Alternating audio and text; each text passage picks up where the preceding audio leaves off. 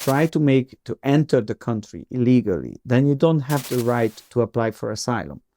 You only have the right to apply for asylum if you do it from outside and you not make it, not trying to make it illegally.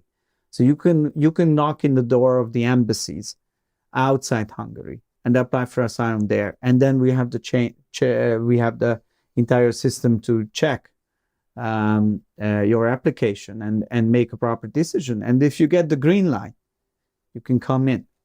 But if you try to make it illegally, we don't provide you any rights because you've done something illegal. Why should we respect your decisions if you didn't respect the laws of the country?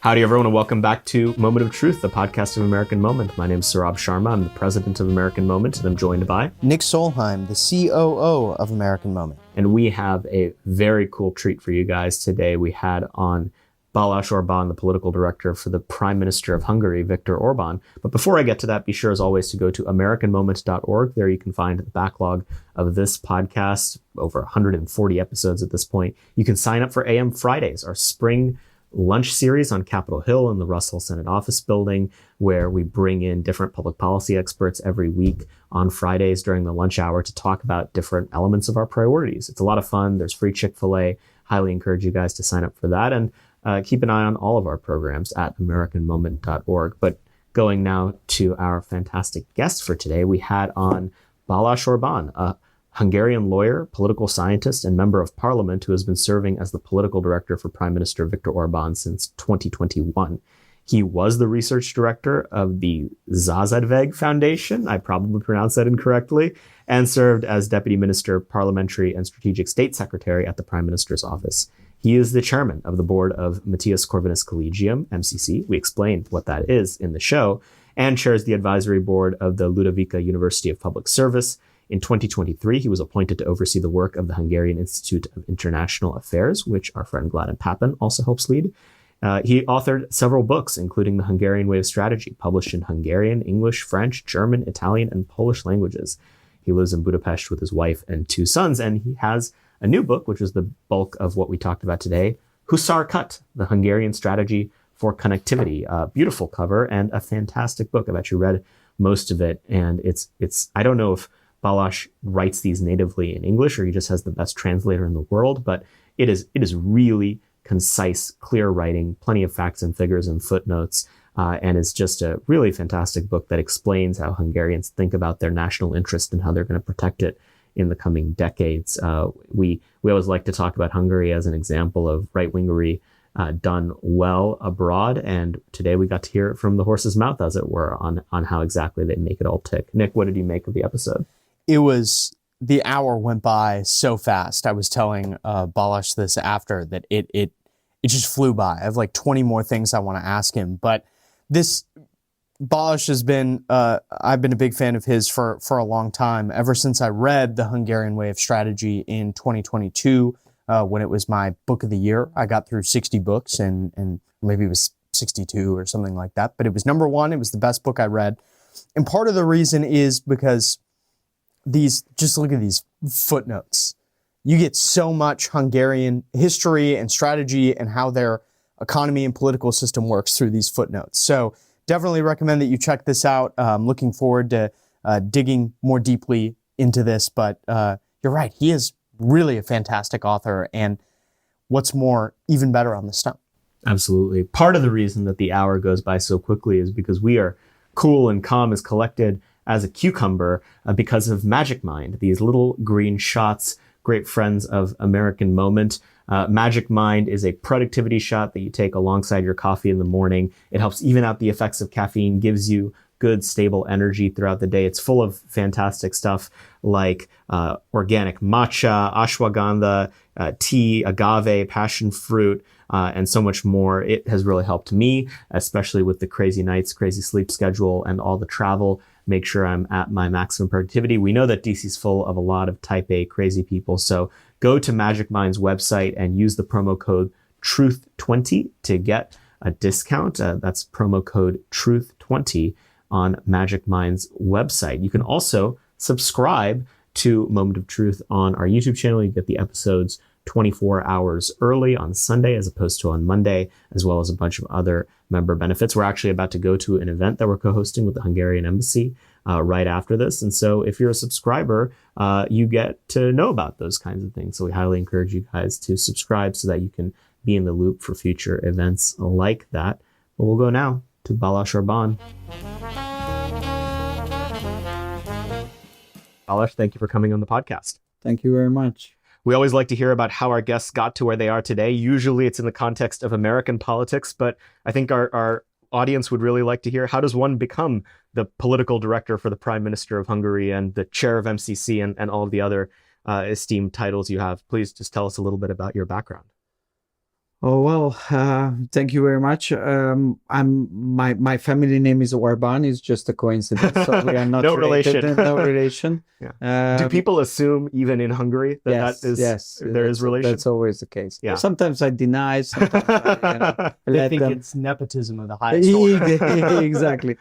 This is how the liberals want to portray how things are going in Hungary, but this is not the case. So you don't have to change your name to Orban to get a political career.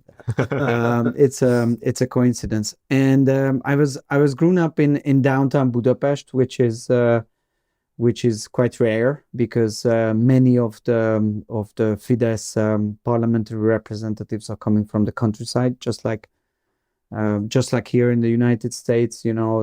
Republican Party base is more on the countryside, not in big cities, but my family is coming from civic, middle class, urban, anti-communist background. My grandmother was put to jail by the communist dictators and leadership. So it's like this kind of resistance and fighting for freedom and supporting all anti-communist movements is somehow decoded in our family cells. But I'm a lawyer, so I always wanted to be a lawyer who is dealing with constitutional law. I'm trying to finish my PhD on that field, and I somehow ended up in politics. It was I think a coincidence. In 2015, when the migration crisis arrived to Hungary, if you remember, back at that time, like in just a couple months' time, 400,000 people wanted to cross Hungary illegally. They wanted to march through the country, and then the Hungarian government made the decision to stop them, establish a border fence, change the law, and like clean the country and restore law and order. This was the priority. And then we realized that there is no such thing as a migration policy think tank which is not following the liberal agenda, but underlining the importance of defending the borders. And then we made the decision that we establish one think tank which is dedicated to that. So this is where I started to work in politics, to fight against illegal migration and to fight for our sovereign right to decide with whom we want to live together. And then the rest came and joined the government in 2018, and we work closely with the Prime Minister together since 21. It's very interesting. What was that think tank called? The It's a Migration Research Institute. Okay, but it's very close to the Mark Korian way of thinking as they are dealing in the United States. Actually, when I started to discover international role models, I was looking for their example. Yeah, well, we're big fans of Mark Korian here at American Moment. He is me too. He teaches for us more than anyone else because he knows everything about immigration. I agree. I'm curious, with that urban background that you had, as you transitioned into more public-facing and political roles as a conservative, were there people you grew up with or the milieus that your family grew up in that suddenly wanted nothing to do with you? They were upset with your political direction. That's the story in the United States. If you grow up as an urban conservative, you're alienated. What was that like? It's the same in Hungary. So liberals are everywhere, get mad about you if you betray your original circles. And I had the same experience, although there are exceptions. So many childhood friendships and university friendships remain strong. We still have some disagreements, but the relationship survived the political differences. So I thought that the Hungarian society is very much polarized. But following what is going on here in the United States, compared to this level of polarization, I have to say that in Hungary things are still more settled, surprisingly. And there's one other thing which plays a role, that Hungary is a small nation from Central Europe, and our story is that the Hungarian tribes, for like 1,100 years ago, they moved from the east, they occupied the land and established a state, converted to Christianity, and since then they are the last frontiers of Christianity and the defenders of Hungarian sovereignty. And we are culturally an island in the middle of Europe, because we have a very strange language, and for this reason we have a very strange mindset and a very strange culture, which is different from the neighboring countries' languages and culture. And I think it keeps the society in a sense closer together than in other countries, because the purpose of your existence is to preserve and to save this unique culture and unique language and unique way of life, which is more important for many people than the ideological everyday differences. Then we disagree on taxation policies, we disagree on educational policies. So it's like the necessity of fighting for the culture and being proud of being a Hungarian, which is only 12 million people on earth. It's a secret language, secret code, and which unites us. This is something which makes it easier to survive despite all the political fights. You brought up the migration crisis a minute ago, and for our listeners who might not remember, actually this is one of my first political memories, I think, was watching this kind of unfold. Who were the people that were coming to Hungary, and why? Oh, people actually showed up from everywhere. So more than 100 nations was present at the Hungarian borders. Many people from the Middle East, many people from Sub-Saharan Africa.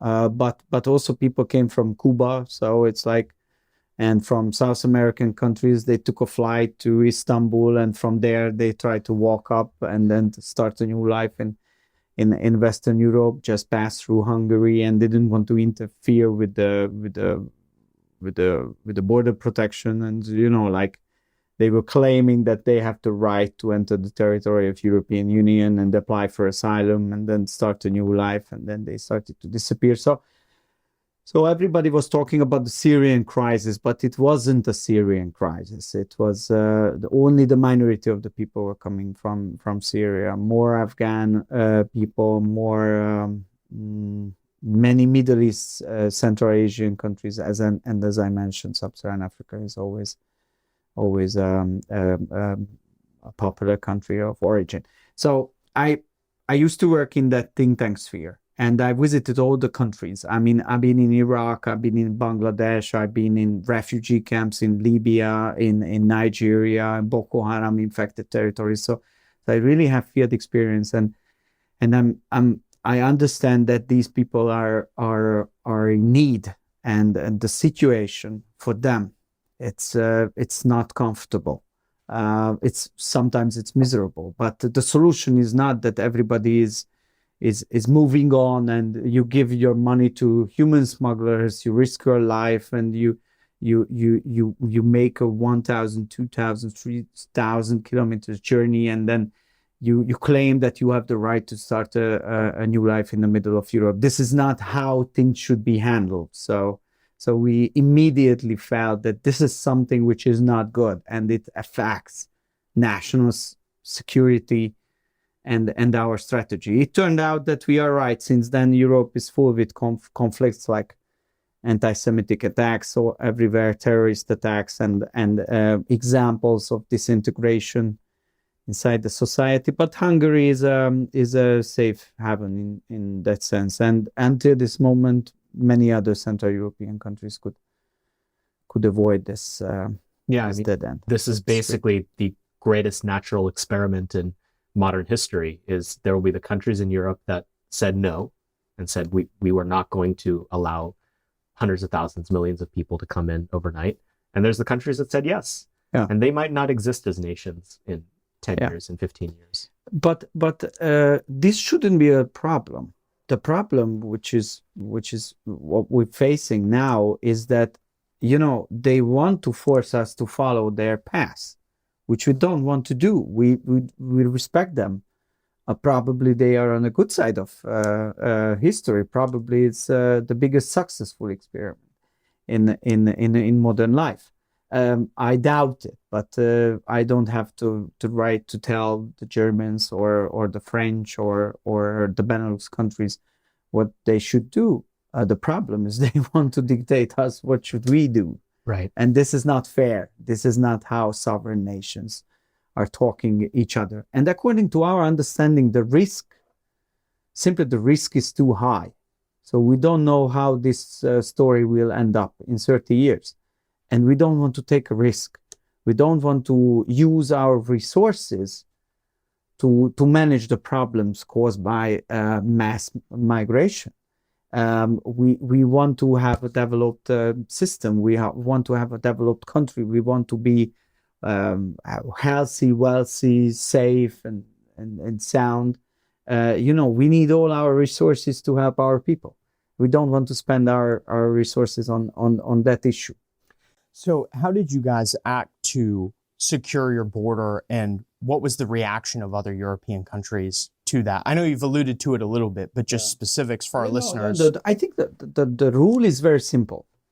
The current the current international legal system, and also the European, but the Geneva Convention, it's part of the problem, because right now, if you want to apply for asylum, you just want to start a new life in Afghanistan or elsewhere, your only chance through the current international legal system is to move on and somehow make it illegally and apply for asylum from inside. First, you have to reach inside, and you can apply for asylum there. And you have then some chances to stay. Either you get the refugee status, or you overstay illegally, or you remain there in the country illegally, and you try to avoid deportation. And this is the wrong circle of what it should be broken. And the Hungarian model is just the opposite. You know, we keep saying that if you try to make it to enter the country illegally, then you don't have the right to apply for asylum. You only have the right to apply for asylum if you do it from outside and you not trying to make it illegally. So you can knock in the door of the embassies outside Hungary and apply for asylum there, and then we have the entire system to check your application and make a proper decision. And if you get the green light, you can come in. But if you try to make it illegally, we don't provide you any rights because you've done something illegal. Why should we respect your decisions if you didn't respect the laws of the country you want to enter? So then you have to leave the country immediately. This is the Hungarian system. And the international legal system and the European Union legal system is on one hand, it's very much outdated. On the other hand, it was written by liberals who want to have as much immigrants as they can. Yeah, this is a feature, not a bug. Indeed. So this is where we are now, and we try to defend this legal system mainly against Brussels, because they brought us in front of the court. We will have to pay like euros, if we are not fulfilling, they want to send more illegal migrants. Imagine the situation that somebody is entering illegally to Spain, and the European Union is working on a pan-European method that you have to forcefully distribute the migrants who arrive to the continent. So if somebody is showing up illegally in Spain, then it will, according to the plans, financed by European taxpayers, be sent to Hungary, and we have to, take care of him in Budapest. So it's the most crazy system what you can imagine. It goes against any kind of logic, but this is the everyday reality what we're facing now. There are so many impressive things about how the Hungarian conservative movement operates, but one of them you're very intimately involved with. You're the chairman of something called MCC. What is MCC? How did it come into existence, and why does it matter?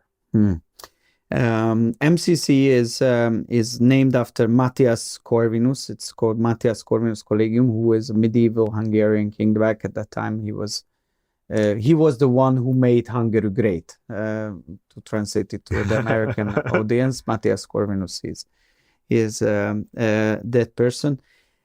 The idea of Matthias Corvinus is which started 25 years ago, is that the modern educational systems, obviously we will talk about the current challenges and gender ideology and liberal ideology in general, which is overtaking classical education. It's part of the problem, but there are other problems dating back to 25 years. So in modern type of education,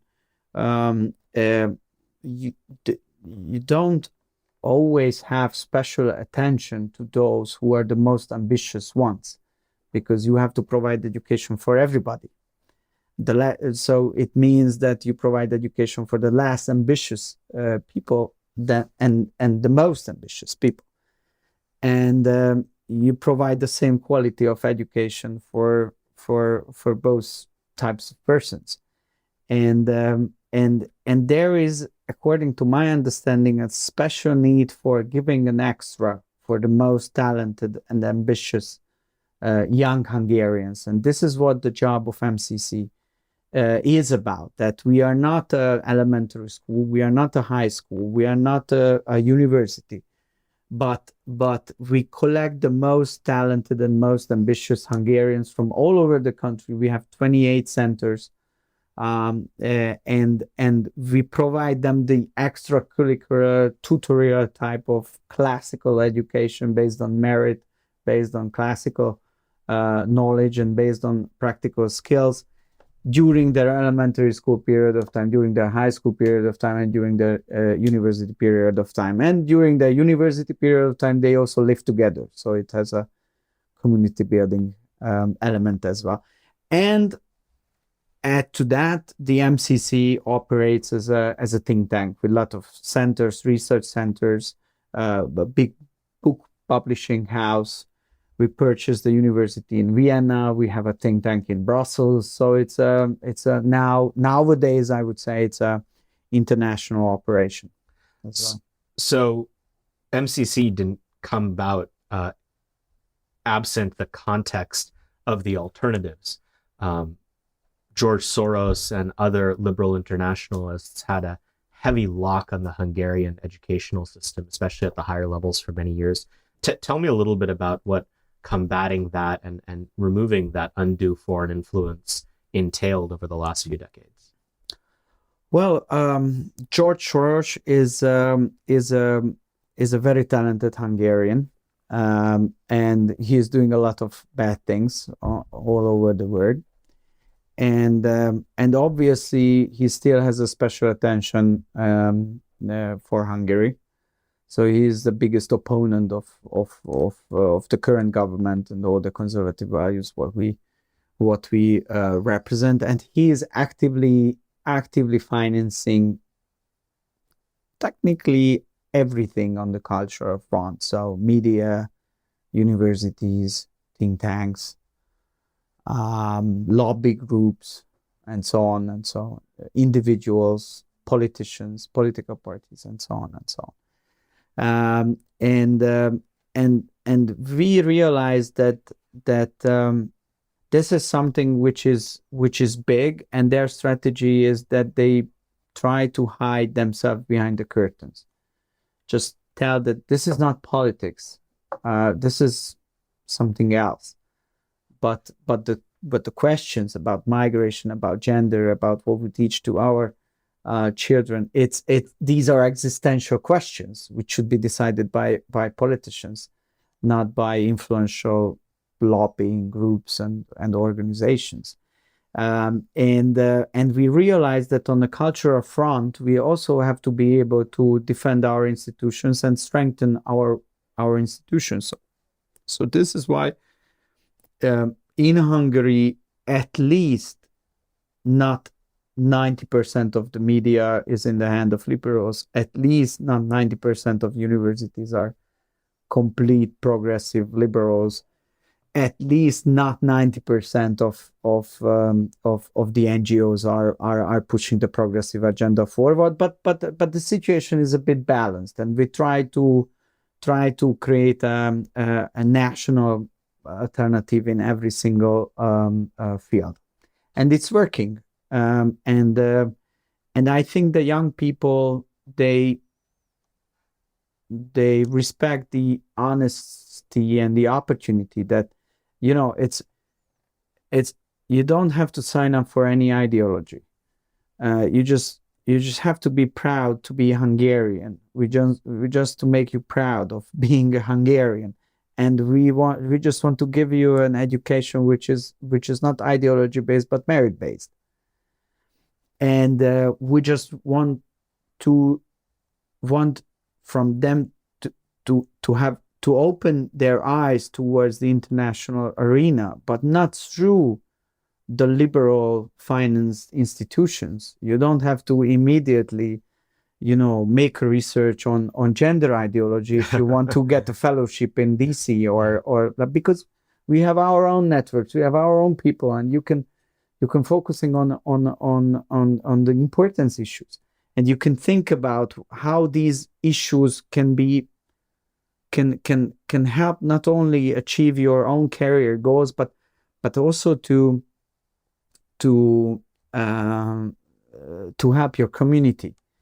And for a small nation, it's very complicated because the example I like to use is, like, if all the talented Hungarians are dedicated their life and career to save the polar bears, then we are stuck. It's not because I don't like the polar bears. Yes. Everybody's accusing me that I don't like the polar. I think. Well, the polar bears eat people, so Yeah. Okay. have to like them. It's fine. Okay, but they are cute animals. Cute animals. But we are far away from polar bears. You get it, but the Carpathian Basin is not an area of polar bears. So if all the young talented Hungarians are somehow with their mindset dedicate their life and career to save the polar bears, who is going to save the local animals? No one. And then the nation is lost. So this is why we have to create a system of education where the focus remains on the national goals. And it's not about ideology. This is what the liberals always they do these mistakes. They are always thinking about ideology. So in some ways, it's your story, right? That downtown Budapest patriotic nationalist person can receive an education and engage in civic life in a way that uplifts Hungary instead of uplifting the interests of Brussels or the UN or any of these other international institutions that drain talent and sort of state capacity away from Hungary. Yes, indeed. So in addition to all of the fantastic things that you work on, you're also at this point quite an accomplished author. You've written many books, and you have a brand new one called The Hussar Cut. Tell us what the idea behind this book was and what you're trying to accomplish with it. Well, Hussar is a Hungarian military innovation. Hussar is a light cavalry. And Hussar Cut is an expression which you would probably translate it to English as Masterstroke. So it means that Hussars were like armed soldiers, and they were many times they were less hussars than the enemies, and they had to do something brave, something unaccepted, something risky, to change the course of the battle and to win the battle on the battlefield. And this hussar cut, so the masterstroke from their side, it's an unexpected, brave, fast and very successful maneuver or operation, which brings victory for the hussars. This is why I did choose it as a title.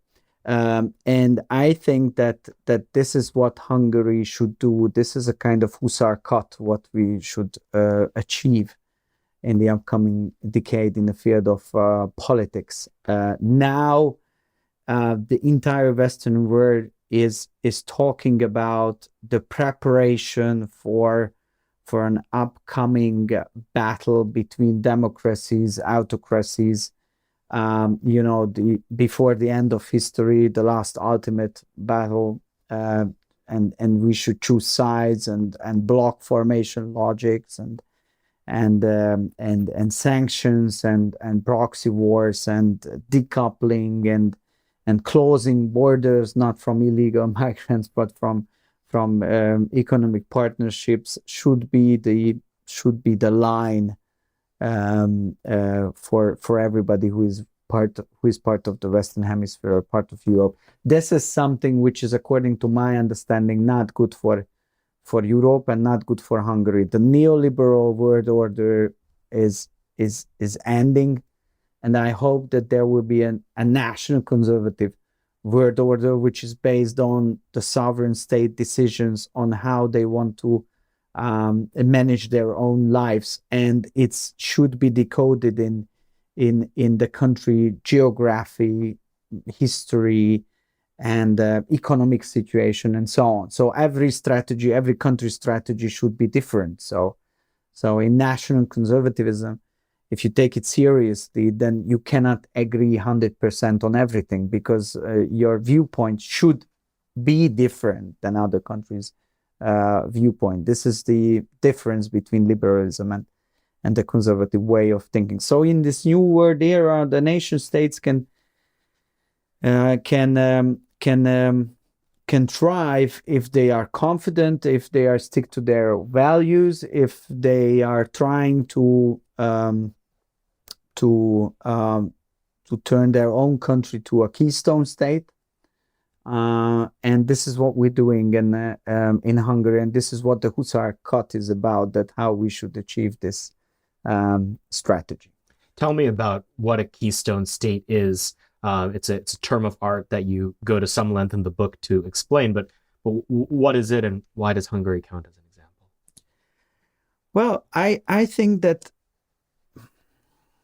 most probably because we are having this kind of conversation, this conversation is it's surprising for me as well, because you are Americans, you are the biggest superpower on earth, you have your own business, and now you are interested in who we are and what we are doing.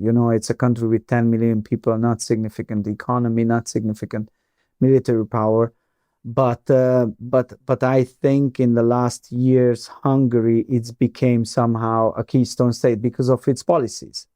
Because of its policies in migration, in gender ideology, in protecting the families, in saying no to proxy wars, and so on and so on. So being a Keystone State means that it's not about your size, or it's not about your military power, but it's about your influence on the global stage and on the regional level, that you can express and have an impact.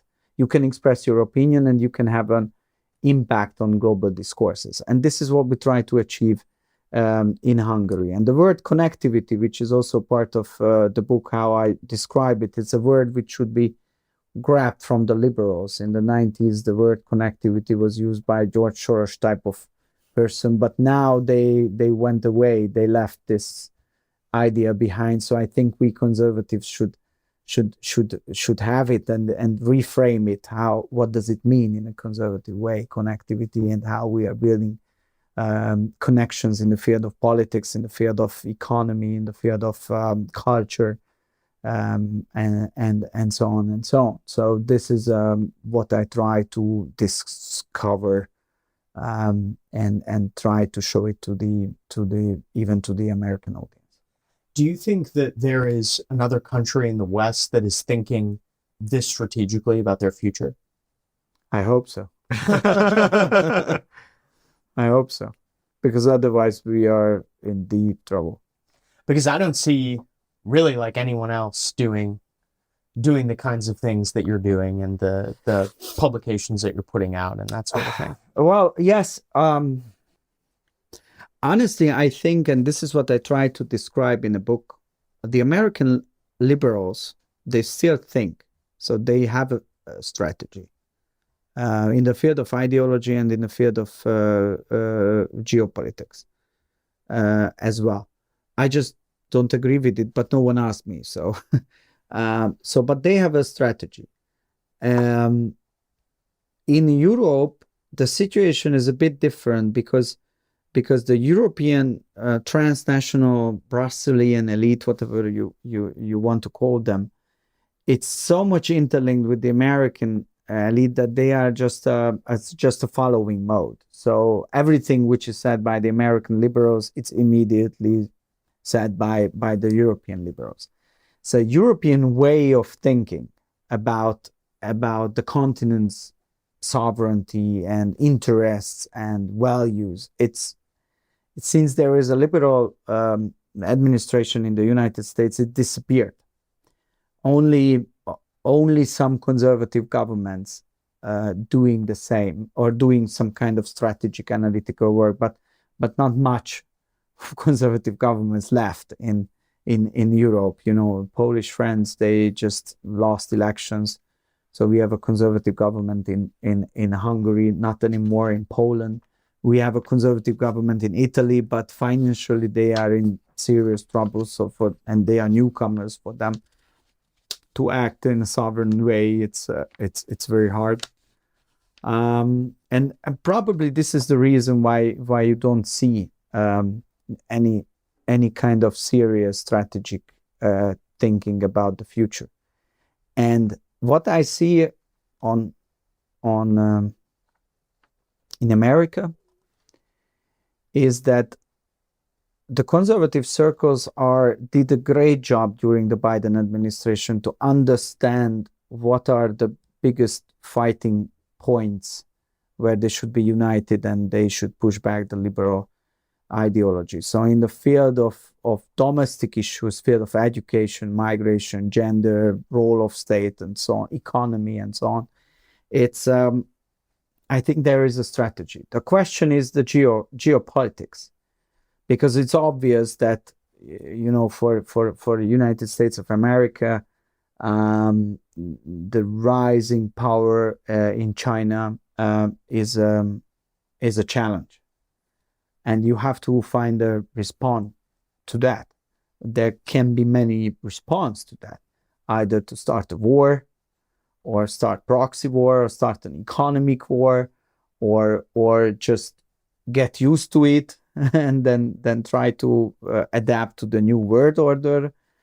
But in this field there is no consensus yet, and I think it's a challenge for us as well in Europe, because it's affects our way of thinking and our future as well.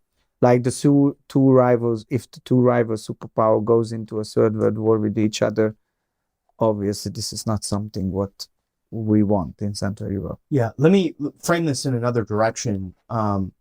What nations in the West, so not just Europe, but the West in general, do you think are ripe for the taking, i.e. like have the ability to be a Keystone State?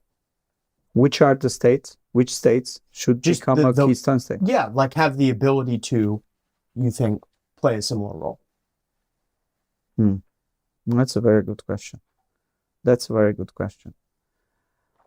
if you could send this book to other leaders in the West? Who would be top of your No, list? the problem is that we, I mean, we are in power for like 14 years. Prime Minister Orban was prime minister in Hungary in 18 years, and he spent 16 years in opposition. So it's like we're talking about a system which date back to the end of 80s when he and his party members were fighting against the communists. And we're talking about 35 years of stability, where you had the upside downs. Sometimes you were beaten by the post-communists, sometimes you could make it come back. And since 2010, we have a stable conservative government now with 2/3 majority in a parliament. So this is a situation which is not comparable to any other country's situation. And this gives us a room for maneuver, because we cannot just think about what's going to happen tomorrow and how we will survive tomorrow and how we will have the battles, but we have an opportunity to stand up and to look around on the map and on the landscape.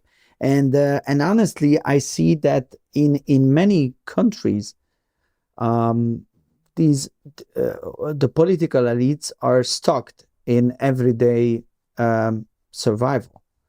And in the European Council meetings, where I very often escort Prime Minister Orban, he is the longest serving prime minister. So he has no chance to discuss what decisions we made 10 years ago, because there is no one who remembers what was the story in 10 years ago, and everybody's watching Facebook and doing Facebook posts and but politics is not about that. It's about serious strategic decision making. So this kind of the modern politics short-term thinking, it makes it very hard for serious politicians to survive.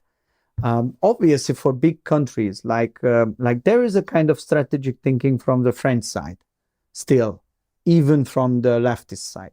There is still always, obviously, a strategic thinking on the American side, because if you are a superpower, like your existence is not questioned. You have the ability to have a long-term thinking. But not many countries can have this luxury now. The developing countries, if we're not talking about the West, but we talk about the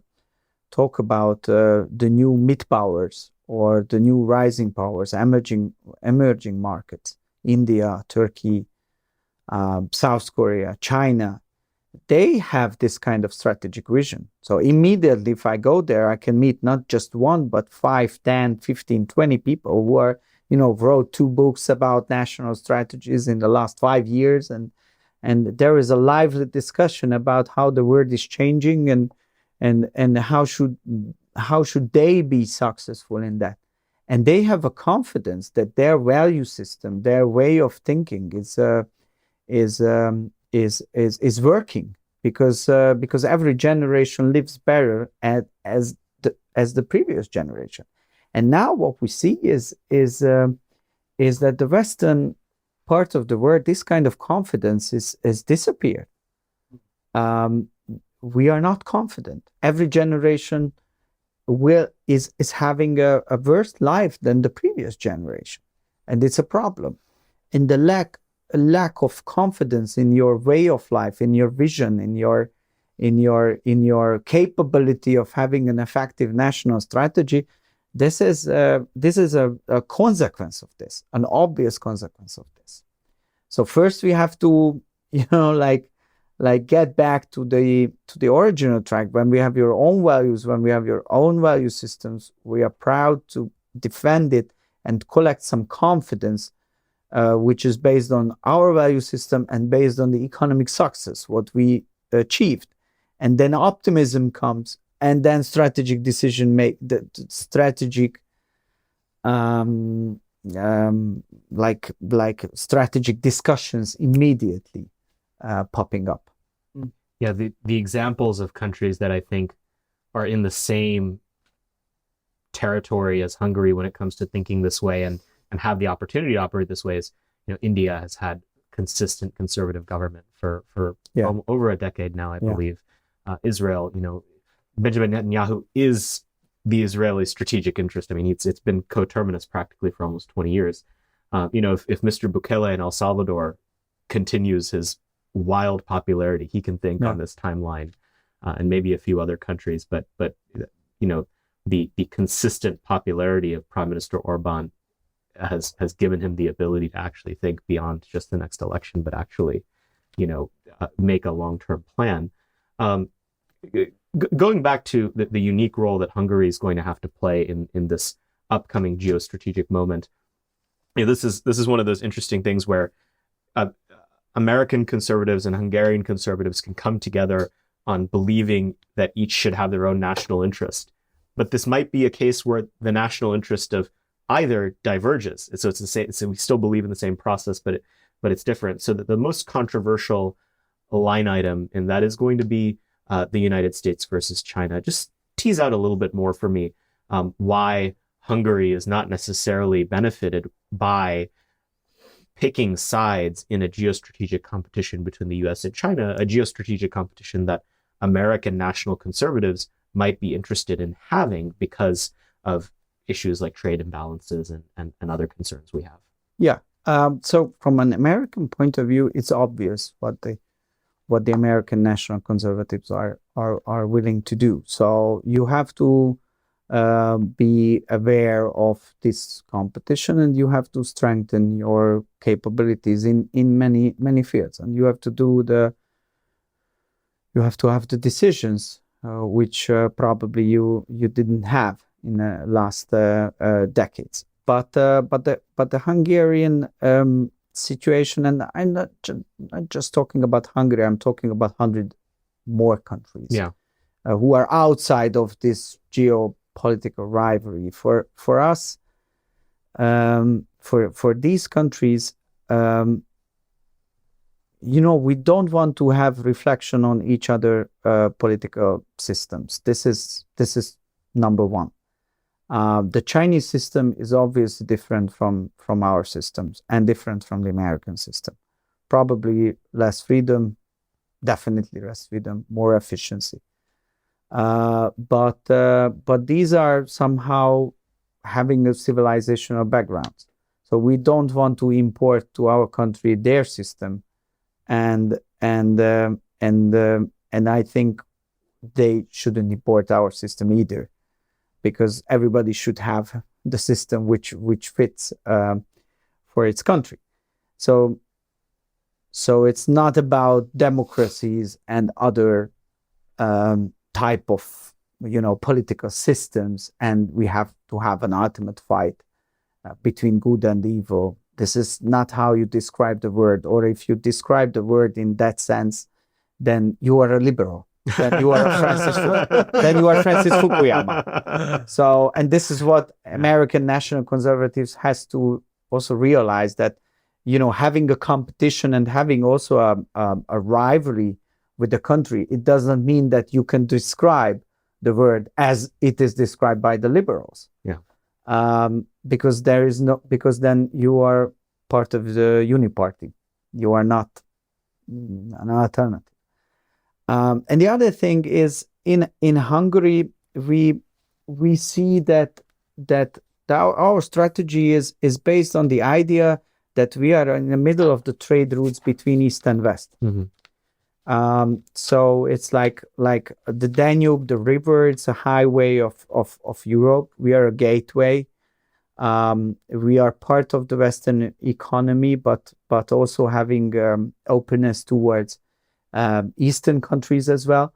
It's not just about China, it's about India, it's about South Korea, it's about Japan, it's about Indonesia, it's about Turkey, it's about Uzbekistan, so many countries. So our opportunity is that we can say that we are part of the West, but we don't want to have confrontation. We just want to be peacefully living together and somehow survive this very turbulent geopolitical situation which is ahead of us. And we welcome everybody, all investors from United States, from China, from South Korea, from Germany, from, I don't know, from Turkey, from Russia. And we want to diversify everything, because diversification gives us sovereignty. If you don't have diversification, if we have only one leg, then we are not sovereign. So this is the idea, and this is why it's a national conservative strategy. Because if you are a national conservative, you should acknowledge the fact that every country's interest is to restore and protect sovereignty, and you need diversification.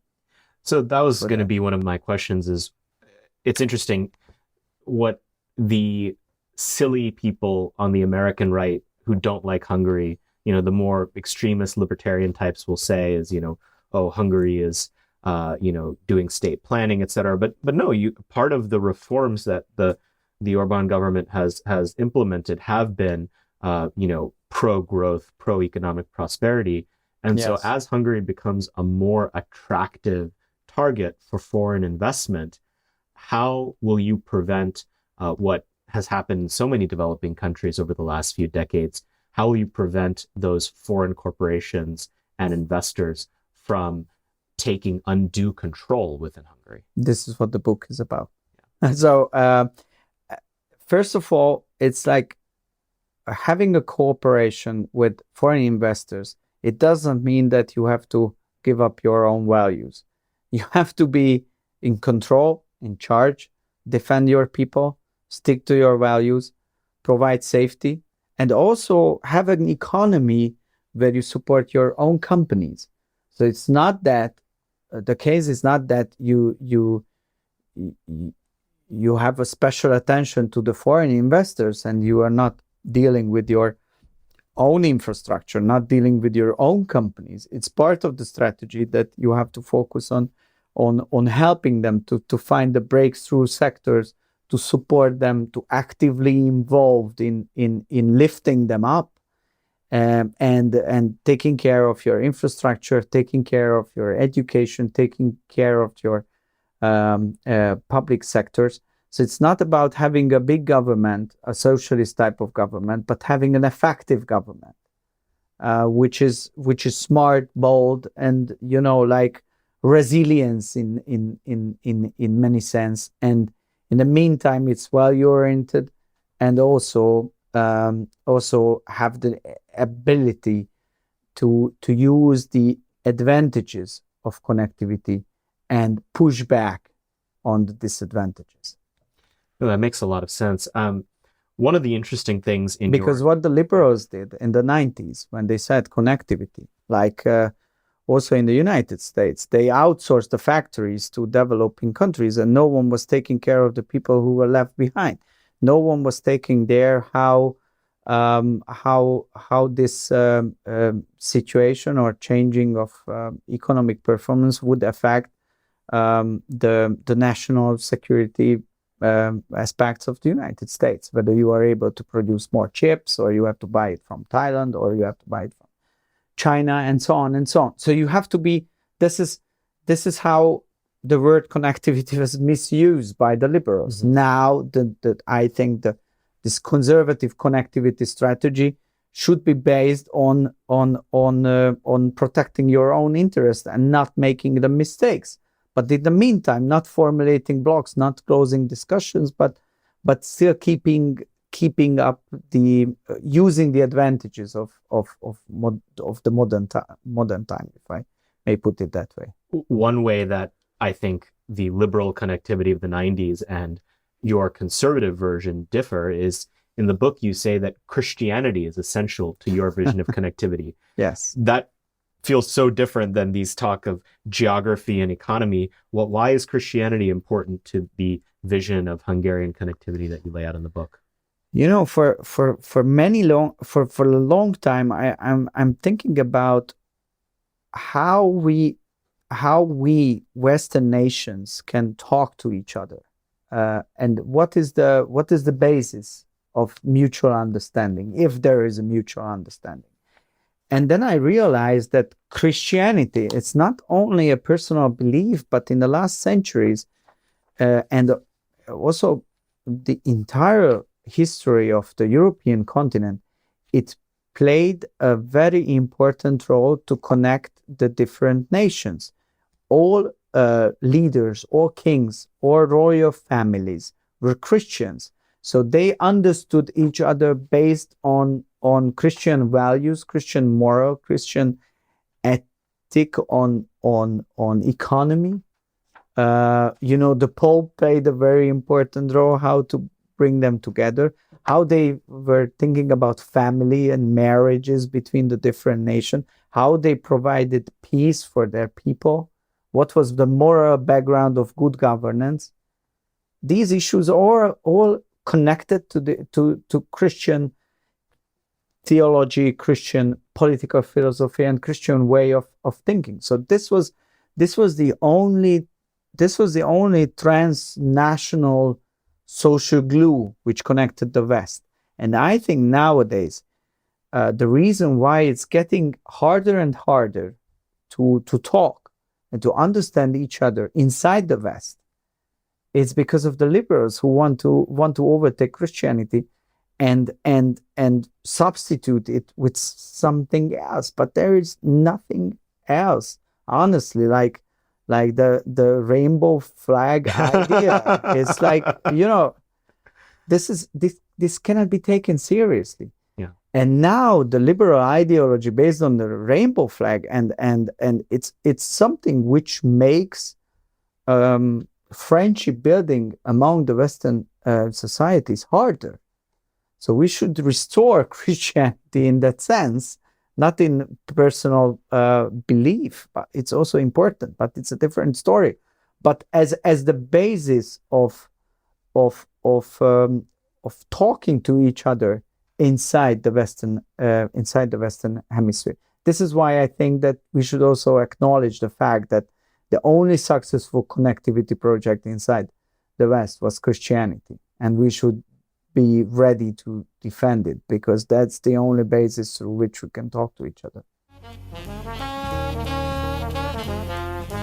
If you're listening to this, you're almost certainly a highly sophisticated news consumer, but even the most dogged of DC politicos need a news aggregator to help them out. We're big fans of Upward News here at American Moment. Ari David has actually been a previous guest on this show. We highly recommend you check out that episode. But Upward.news is a way that our team keeps in touch with all of the crazy news stories going on around the world. Your Twitter feed is not necessarily 100% reliable to get a proper cross-section of everything going on that matters. Upward News is a fantastic young media startup that is really putting together fantastic newsletters and social media content that helps people digest the news, especially if you're tired of being on the phone with your parents and explaining news stories to them multiple times a week because you're the politico in the family. I highly recommend encouraging them to follow Upward.news. They do a free 5-minute daily email that you can sign up for at readupward.com, or even better, www.ihatefakenews.com.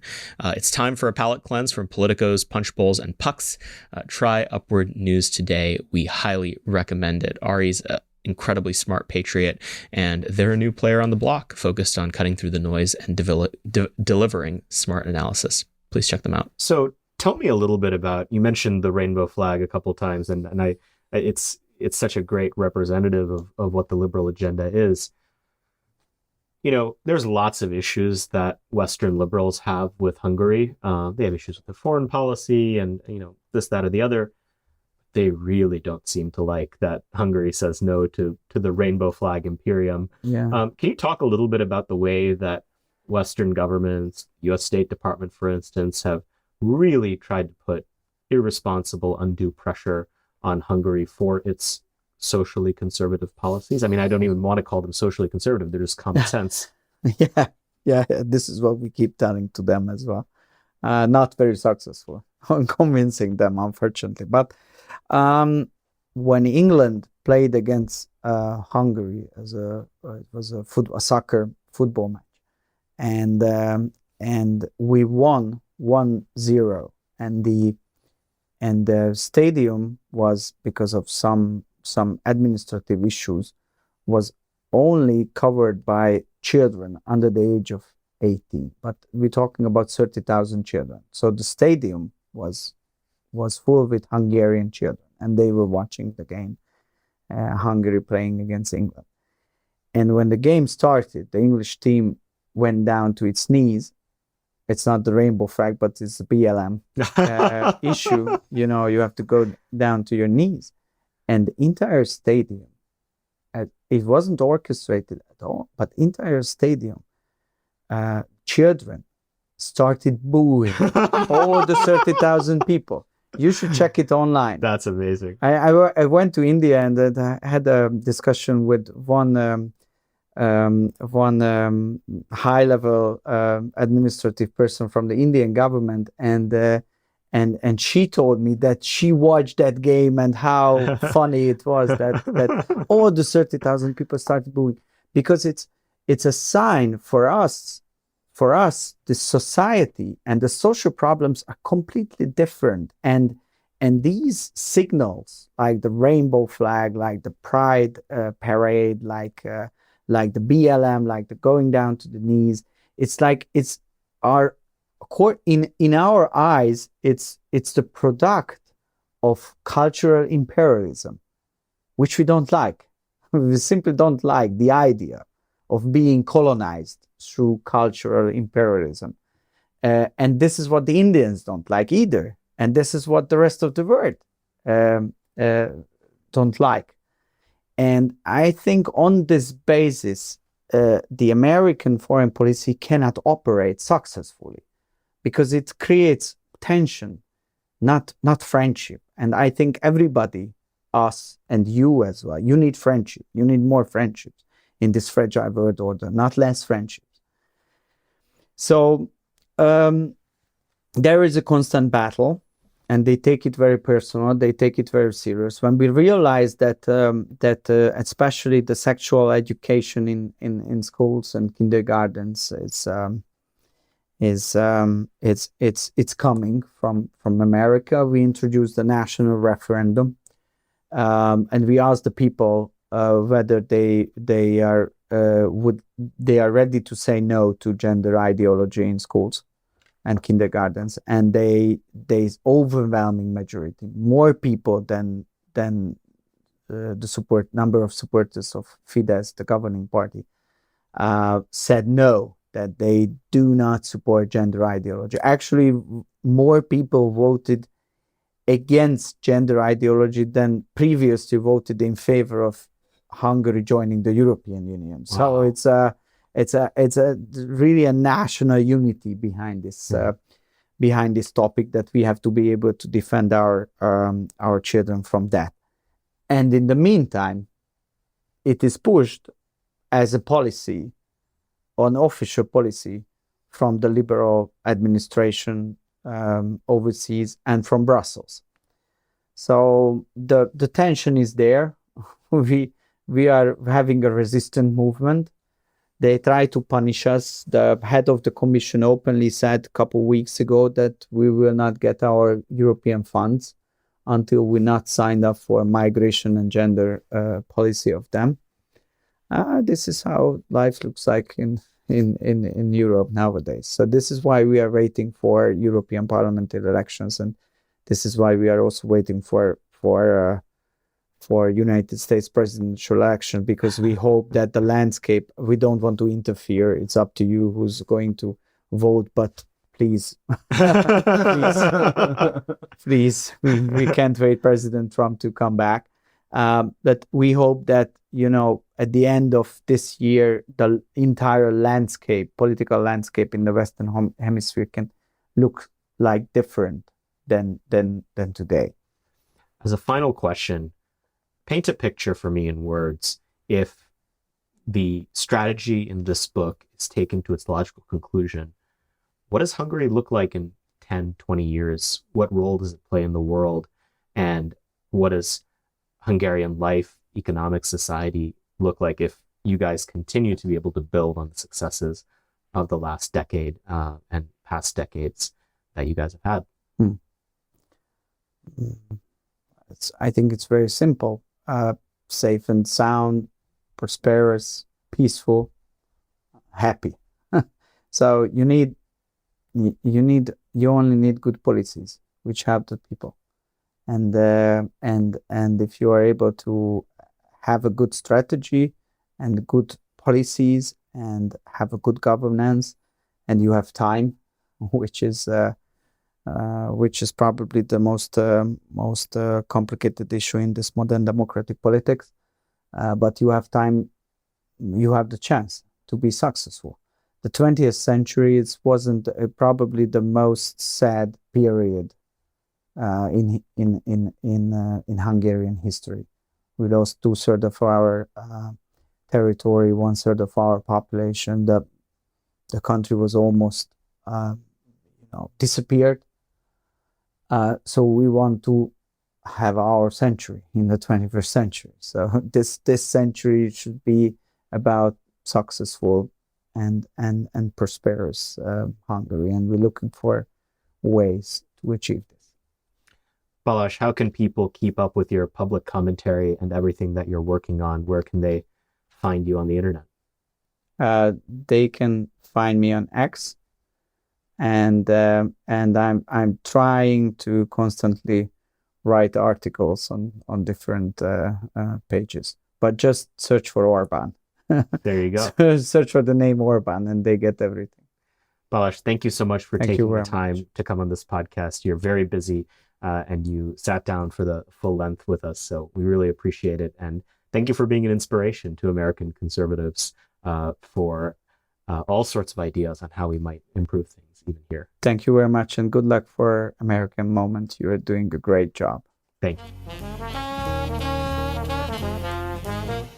Hopefully you guys enjoyed that. We certainly did. I just am consistently impressed with the quality of person that is in the Orban government. Every single one of those people, it's just a night and day comparison to some of the jokers that we have in a lot of Western governments. Just incredibly well-read, knowledgeable, eloquent, capable people who really have a long-term plan for the future. I just think it's the absolute best.